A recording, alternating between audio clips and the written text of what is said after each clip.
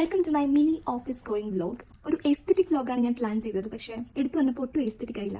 ഈ വ്ലോഗ് എടുക്കാനൊക്കെ എളുപ്പല്ലേ? ഒരു ക്യാമറ എടുത്ത് അങ്ങോട്ട് ഇറങ്ങുക, കുറച്ച് ക്ലിപ്പ് എടുക്കുക, എഡിറ്റ് ചെയ്യുക, അപ്ലോഡ് ചെയ്യുക, തീർന്നു. പക്ഷെ ഇറങ്ങിയപ്പോൾ മനസ്സിലായി അത്ര എളുപ്പമുള്ള കാര്യമല്ല. ബസ്സിൽ കയറി തുടക്കം തൊട്ട് വ്ലോഗ് എടുക്കണമെന്ന് ഓർത്തു, പക്ഷേ സീറ്റ് കിട്ടിയില്ല.